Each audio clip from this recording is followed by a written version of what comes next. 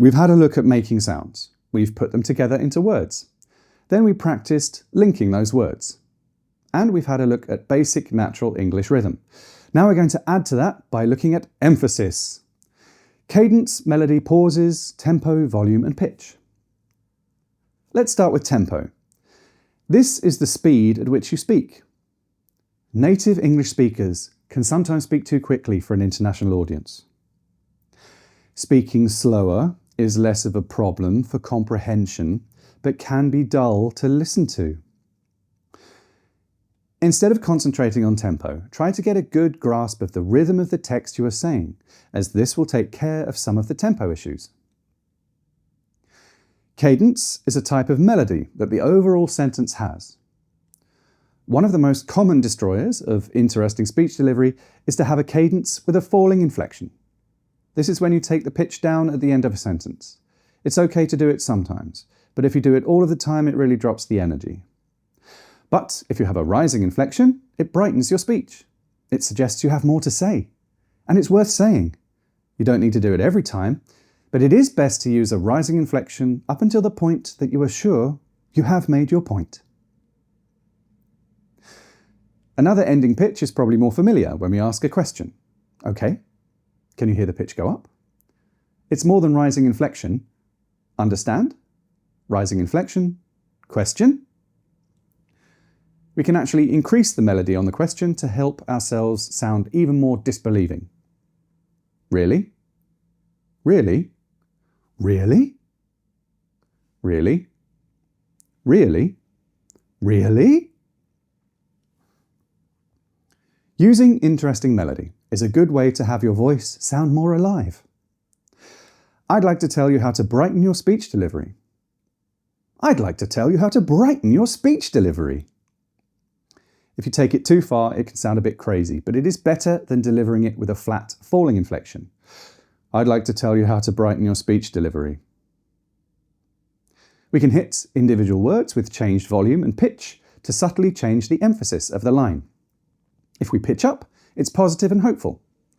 I'd like to tell you how to brighten your speech delivery. If we pitch down, it can sound like we're disciplining or exhausted from saying it. I'd like to tell you how to brighten your speech delivery.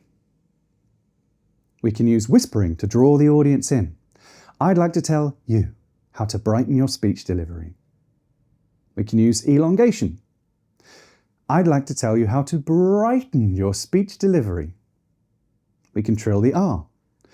I'd like to tell you how to brighten your speech delivery.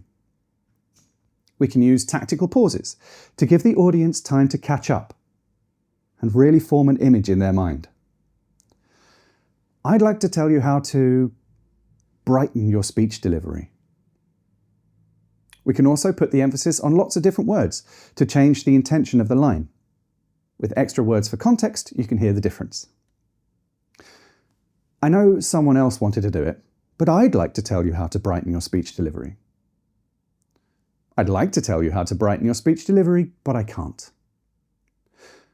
I'd like to tell you how to brighten your speech delivery, but I have to write it down instead. I'd like to tell you how to brighten your speech delivery, you lucky thing. I'd like to tell you how to brighten your speech delivery, but it's up to you to find out for yourself. I'd like to tell you how to brighten your speech delivery, not dull it down. I'd like to tell you how to brighten your speech delivery, not somebody else's. I'd like to tell you how to brighten your speech delivery. You can deliver everything else just fine. I'd like to tell you how to brighten your speech delivery, not your speech writing. We tend not to emphasize more than one word, but it is possible. Well, I'd like to tell you how to brighten your speech delivery, but I'm going to have to tell somebody else. I think we'll stop using that sentence now. Emphasis is a bit like salt and pepper. A little bit used correctly is great. Too much just messes everything up. It might seem like overkill going to this much detail, but some of this actually helps explain the dry English sense of humour. You can hear that English people hold different meanings by changing emphasis. So sometimes a comment might sound like one thing, but there is a twist due to specific word emphasis. This could be considered a type of subtext, where we say one thing but subtly reveal something else.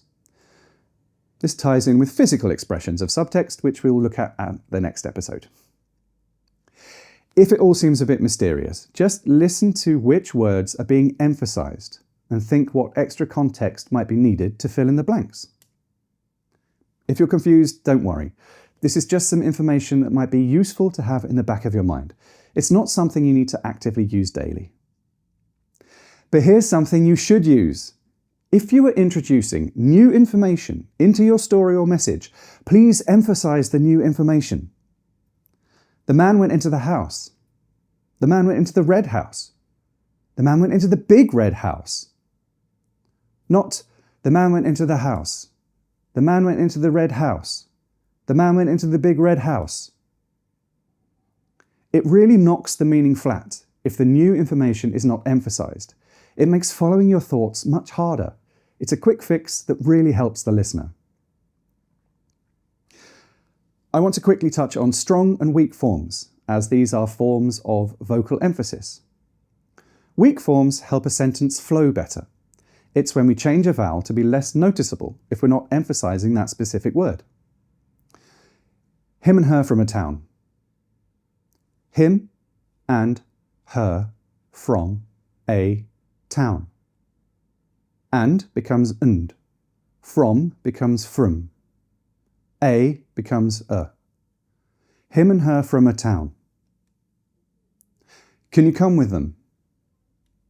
Can you come with them? Can becomes can. You becomes you. Them becomes them. Can you come with them? You can put the emphasis back on again by using their strong form when you want to make a specific point. The strong form is how you would say the word if it was standing alone.